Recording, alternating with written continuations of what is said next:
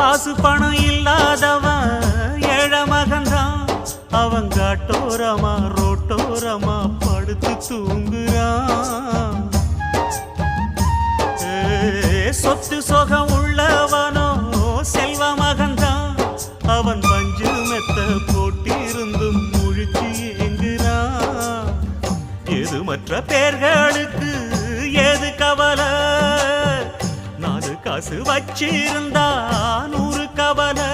இங்கு ஆசை வச்ச நெஞ்சுக்கெல்லாம் அமைதி இல்லையே. என்ன வேலை அது என்ன